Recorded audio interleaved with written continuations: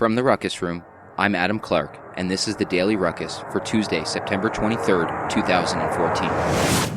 If it's true that all the world's a stage, and all the men and women merely players, then the talks taking place at this week's meeting of the United Nations General Assembly could be considered a sneak peek of this year's upcoming smash hit. From Reuters. World leaders gather in New York this week to tackle a host of crises. The violence Islamic State militants are wreaking in Iraq and Syria, the exponential spread of the deadly Ebola virus in Africa, and deadlocked negotiations on Iran's nuclear program. There is little hope the 193-nation UN General Assembly will achieve much in the annual 5-day marathon of speeches, but on the sidelines, U.S. officials plan to lobby allies for pledges of concrete military assistance to help defeat Islamic State. Obama is expected to use the UN podium on Wednesday to call for more countries to join his coalition of more than 40 nations to prevent IS from expanding its territory. The White House said it was unlikely that Obama would meet with Iranian President Hassan Rouhani while both are in New York this week. But Secretary of State John Kerry on Friday told a special meeting of the Security Council that Iran could play a role in helping tackle IS, an apparent shift in the U.S. position. Both Iran and the United States have ruled out military cooperation. UN member states will also tackle the Ebola crisis that has devastated Liberia, Sierra Leone, and other countries in the region. The meeting comes just after the Security Council declared Ebola a, quote, threat to international peace and security and established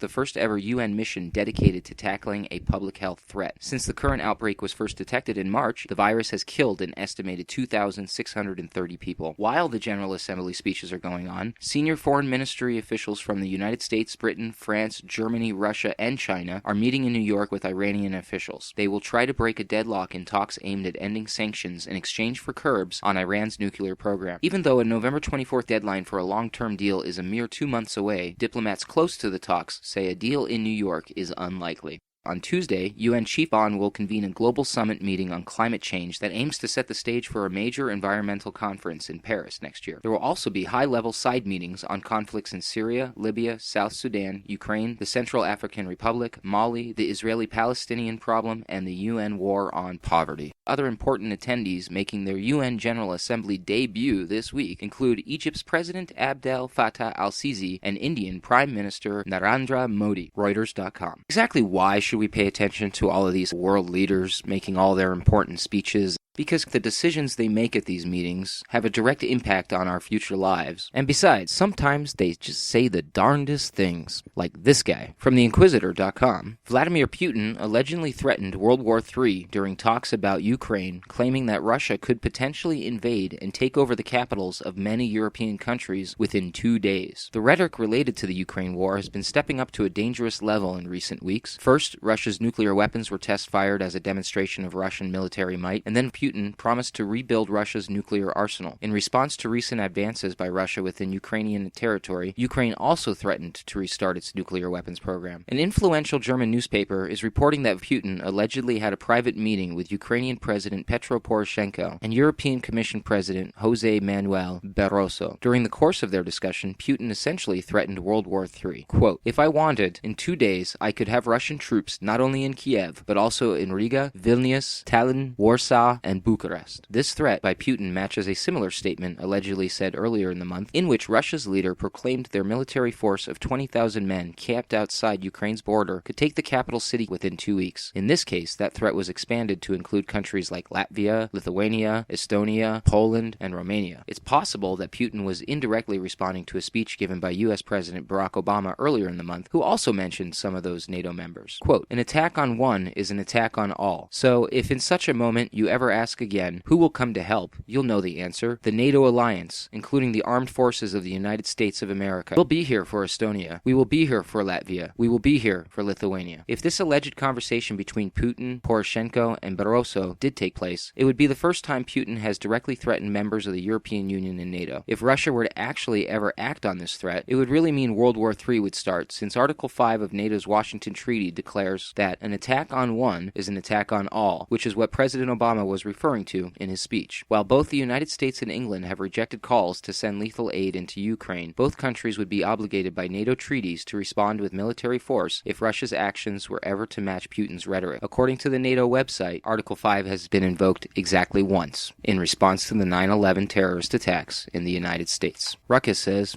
I'll wait for the made-for-TV movie. This has been a presentation of the Ruckus Room, Reality Radio.